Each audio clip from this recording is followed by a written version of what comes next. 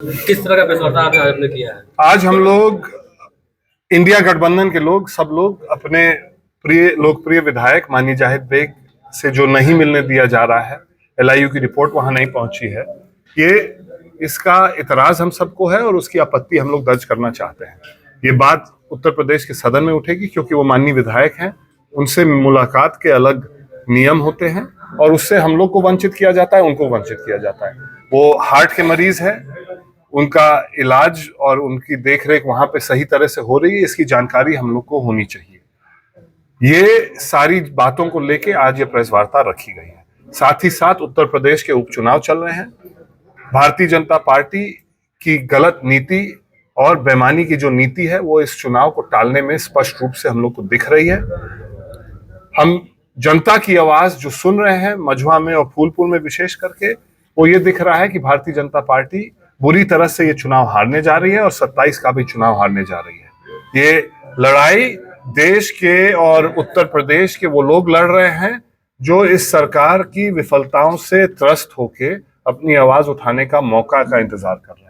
निश्चित रूप से 9 में से 9 सीट समाजवादी पार्टी जीतने जा रही है और 27 में उत्तर प्रदेश की सरकार बदलने वाली है। चुनाव को लेकर आप लोग जब गए थे जाहिद बेग से मिलने, तो क्या वहां पे बताया? वहां पे जहां पे पास बनता है, बाहर कंप्यूटर जहां पे लगा है नैनी जेल पे, वहां पे जो कंप्यूटर ऑपरेटर है उसने बोला जाहिद बेग से किसी को मिलने नहीं दिया जाएगा। एलआईयू की रिपोर्ट अभी तक नहीं आई है।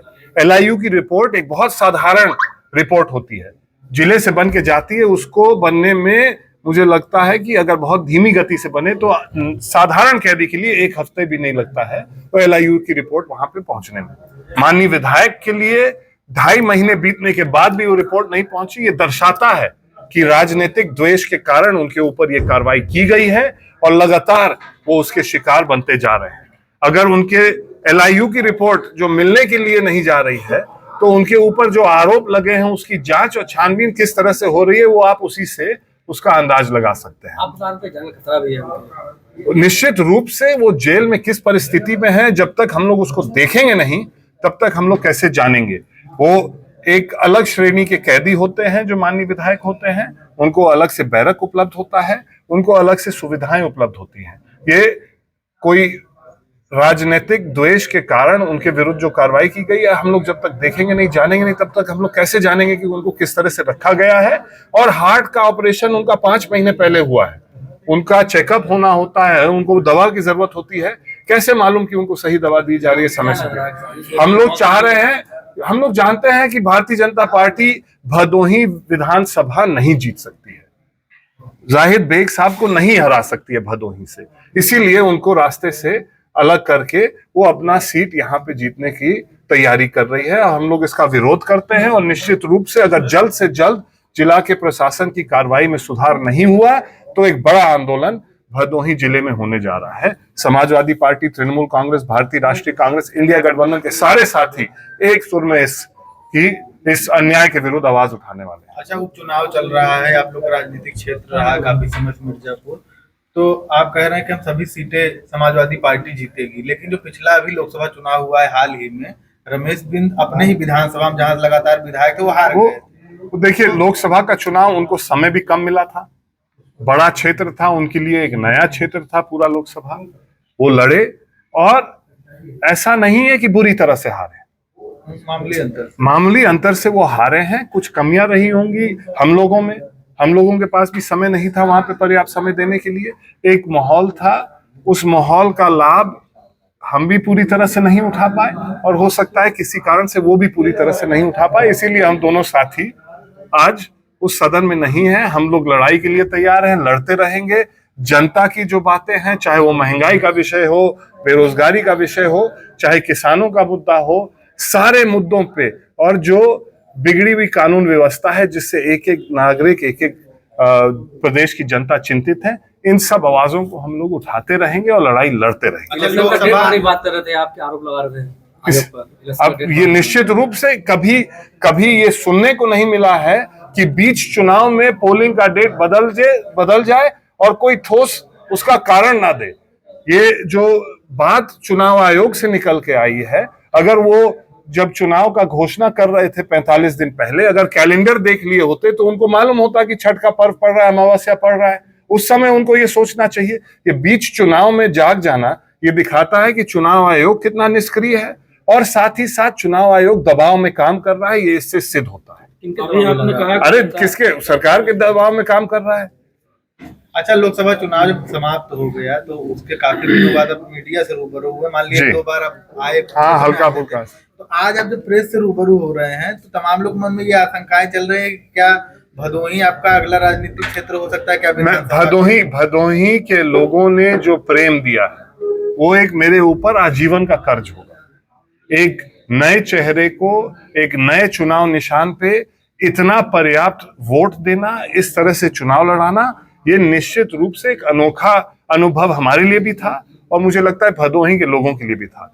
ये भदोही का दर्द अब मेरा फर्ज बनता है कि उसको मैं अपना दर्द मानूं। यहाँ पे किसी तरह का संकट हो, किसी तरह की तकलीफ हो, ये फर्ज बनता है कि हम लोग कम से कम कंधे से कंधा मिला के भदोही की जनता के साथ खड़े रहें और उनकी आवाज बन के जहां तक पहुंचा सके वहां तक आवाज पहुंचाना हम लोग का फर्ज और धर्म बनता है।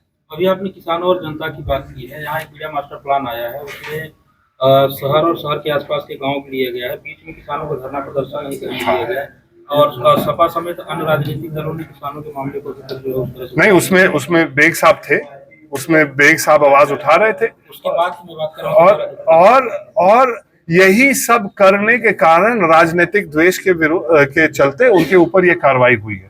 निश्चित रूप से मास्टर प्लान जो बनता है वो जनता और जो उसमें सारे, चाहे उसको लाभार्थी कहिए, चाहे जो कहा जाता है कि जिनका उसमें कुछ ना कुछ उससे लेना देना हो, उन सब से चर्चा करके ही ये चीज बनती है।